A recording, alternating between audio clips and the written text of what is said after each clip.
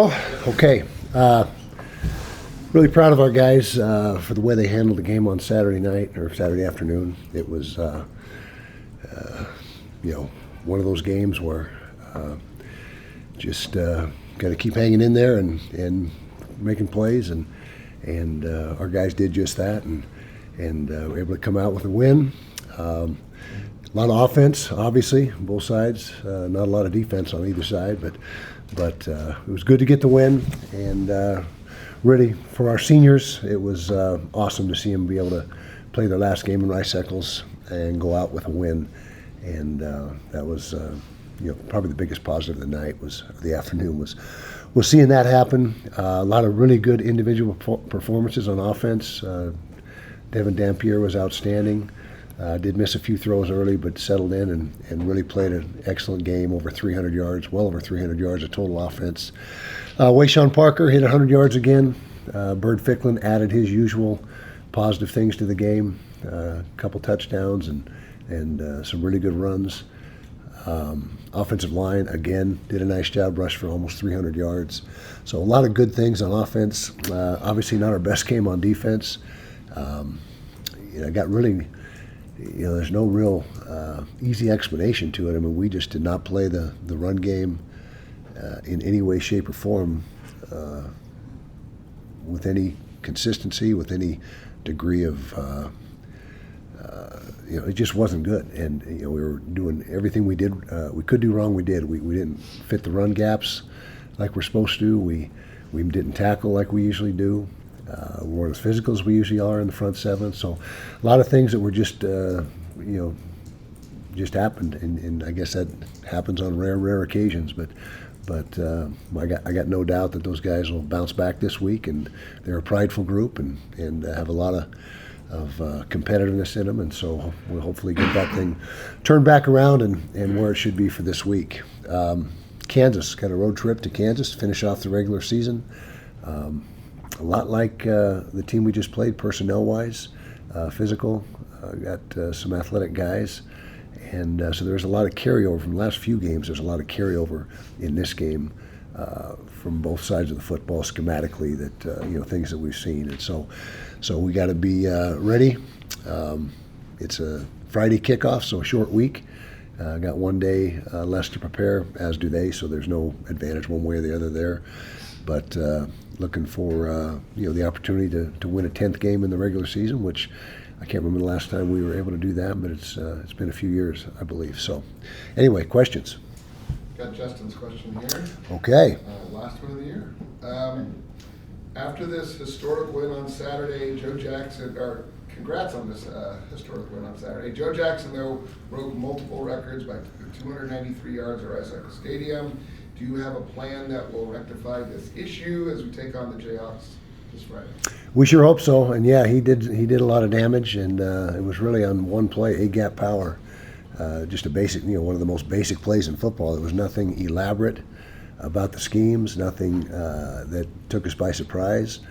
Again, we just didn't fit the run game up at all, and it was an historically bad day defending the run. So yeah, we certainly got to have a better answer than we had last week. And then after the game, you kind of showed some rare emotion there. What yeah. was it about was it the moment, the way that game transpired, or what kind of brought that up? Not really. It's just the seniors and you want them so badly to go out on a positive note and have a, they've been so instrumental to our success for a lot of years, that group, and have provided such great leadership this year, and been so just have done such a great job of keeping things on track, and just wanted them to be able to go out the right way, and against all odds they did, and it looked like for a minute it wasn't going to happen, and so they were able to do that, and that got the best of me. I don't usually get too emotional, and that did get the best of me. You're right. Obviously, you have a decision to make about your future. Mm-hmm. What are the main factors that go into that decision? Is that something you start thinking about now, or is that something? No, that's an after the season thing. After the when it's all said and done, and whatever happens to us in the postseason, whichever situation we find ourselves in, as soon as everything's culminated, and you have a few days or maybe even a week or two to sit back and and evaluate and see where you're at and go from there. So I guess that's the best answer I can give you right now. Kyle, you guys left the Kansas State game a bit banged up. John Henry Daly, Ryan Davis, and I think even Spencer Fano. Are any of those season-ending or any of those long-term? Just walk me through that. John Henry is long-term. Unfortunately, it's a season-ending injury, and felt bad for him. He was having a monster game. I think he was only 15 snaps in, and he had 4 or 5 impact plays, and so just tough to see that happen to John Henry. That's why I say it all the time. It's the worst part of college football is the injuries and seeing these guys, go down, and so he unfortunately is long-term. The other guys wait and see. We'll have the injury report. I don't know if, since it's a short week, if it comes out on Tuesday or Wednesday. Usually it's Wednesday, but I don't know if it'll be Tuesday. Okay, so you'll find out tomorrow, and we'll find out more as the days go by here. Coach, to follow up on that, you had players step up in their place, John Henry Daly and Ryan Davis. Speaking of Cash and Lance, and then on offense with Larry and Creed, what can you say of those guys' performance that day? Did a nice job, and all of them. You mentioned the guys that really picked up the slack. Creed has really come into his own these last 4 or 5 weeks of the season, and even though he hasn't played a ton, just his practice, the way he's performing in practice, the things that were lacking in spring and earlier in the season have he's made those weaknesses become strengths, and so it was very positive to see him be able to come in and really give us a little bit of a spark.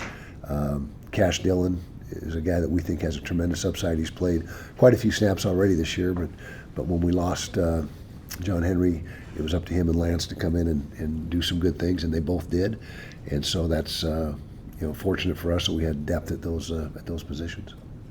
Kyle, at this point last year, you guys were eliminated from bowl contention. I was miserable at this point last year. Yeah, we all were. So can you maybe some were happy. I don't know. Maybe some Can you guys were speak happy. to just the turnaround, because now you guys are pushing for your first 10-win regular season since 2019. 2019. Okay. Can you just talk about the turnaround that one calendar year has provided to this team? Yeah. Well, again, credit the seniors for not having a hangover after the season. I guess you can say not only do you have hangovers after after games, you can have a little bit of a hangover after a season, and they would have none of that.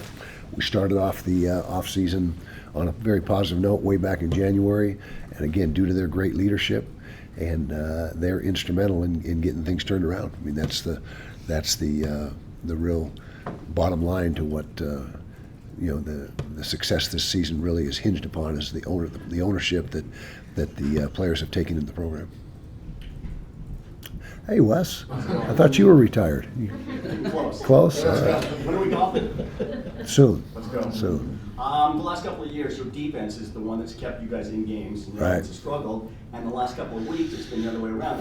It's got to feel bizarre to you. It's a departure, and certainly we had our struggles last year on defense, and again, those, not to belabor the point, we going on your 5th quarterback in the last game didn't help our cause at all, but we still played really good defense this year. I think we're probably 3rd in the league in most categories: scoring defense, total defense, all the major categories, and so we're still playing good defense, but we're playing really good offense this year. Our offense is 1st, 2nd, or 3rd in most every category as well, and that's what has lent itself to a good season. And you're right. Typically, it's when we get in those tough games. In the past, it was low-scoring defensive battles, but the offense has done a really good job this year putting points on the board. In fact, that was probably the biggest difference in the game Saturday. Is we were 6 for 6 in the red zone, 6 touchdowns and 6 trips, and that's outstanding. We got one of the top. I got to believe we're in the top 5 or 6 in the nation in red zone touchdown percentage offensively. I don't have that stat at the tip of my fingers, but that was probably the biggest difference in the game. You had 4 guys take direct snaps, whether it was Dan Pierre, Ficklin, Johnson, Parker. What does that do to a defense when they kind of don't know who to prepare for, who's going to have the ball first? Exactly, and that's part of Jason's creativity and the way he game plans, and it's all designed to create matchup problems and show things that we haven't shown before, which are difficult for the defense but fit into what we're doing offensively, so there's not a huge learning curve for our guys. It's just a matter of using all your weapons to the utmost, and he has a real gift for that. Jason does, as far as putting kids or players in position to succeed and putting the defense in conflict. Coach, you lead the country in red zone touchdown. We do. Yeah. Thank you for that. What is it? It's got to be 80% or better. 82%. 82%, which Above Georgia. that's huge. That is huge. Can you talk about Devin Dampier and what he showed in that fourth quarter after battling through kind of a rough game to make the plays that he did? That's who he is. You talk about a fierce competitor and a guy that never, ever even thinks about getting down on himself or anybody else. He's always positive, and it was manifest in that fourth quarter in particular. And what a great leader he is. I can't say enough good things about him and what he's meant to the program in the short time he's been here. Over your tenure, you've always wanted to establish the run, but this year you have a chance to potentially break a school record in total rushing yards in the regular season. What does that mean just for you personally and also just for this team to be able to have that? Well, for me personally, I love the physicality of the game, and there's nothing more that demonstrates physicality than running the football and defending the run. And if we're, what is the record? How close are we? I don't know. About 180, I believe. Okay, well, I would say first of all, or second of all, that the offensive line is really the driving impetus behind that. I mean, we got a really good athletic quarterback that runs the ball well. We've got, Wayshawn Parker's coming to his own, but without an offensive line that can do the things that our guys have done all year, that stuff doesn't happen. And so that's a real credit to them and Jim Harding and the job he's done with those guys. How would you evaluate Jason Beck this season? How has he helped? A+. turn around this offense? A+. We're only 11 games in, so we got one to go. I say only. We got one to go, but Jason has really been a huge positive force, and then the influx of the transfer portal guys have helped boost us as well. And then, but again, it all starts with a solid offensive line, and so yeah. But Jason's done a phenomenal job this year. Statistically, that is borne out in the numbers as well. You always struck me as a guy who doesn't worry about the things that you can't control. That's a good analysis. Yeah, I'll take that. But now you're in the changing landscape of college football. You're spending a lot of time and money investing in players that at the end of the year could be gone. How frustrating as a head coach has that become to you? Well, it's a radical departure from how it used to be, and you used to know who 90+% of your roster is going to be from year to year as the guys go in and out. But now it's there's so much change, and you better be on top of your game. You better have a good list of portal guys already put together, before the season ends to see, hey, if this guy hits the portal, we're definitely going to be interested in keep an eye out for that. And so I can't really say that. You just have to embrace the change because you can't do anything about it. As you said, don't worry about what you can't control. So the portal is here. It's here to stay, in my opinion. And so you better embrace it and navigate it and use it to your advantage. And I think we've done a pretty good job. I really feel like our net portal results are way in the positive column than the negative column as far as who we lost and who we've gained. Say two more. Kyle, piggybacking off of that, the portal window in January and last year, just with so many decisions to be made, it's kind of like you can't get a breath. But now there's sort of that dead period. Does that help when you're making decisions in terms of maybe say retirement or player retainment and all of that stuff?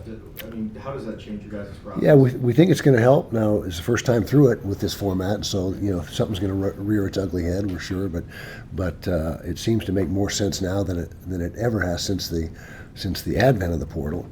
And so as we navigate it and go through it, I'll have better feedback for you, a couple months than I do right now.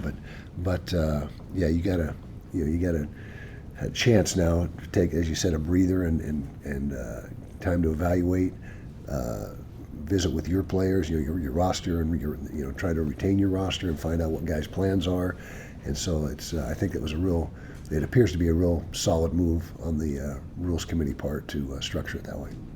Last one from Samantha. Blake has had an insane season. He's had, he's been top of PFF's coverage grades for you guys this season. Can you just speak about the importance of him in the secondary this year? Yeah, case in point, I talk about the guys we've gained in the portal. He's one of them, Blake Cotton, and has been instrumental to our success on defense.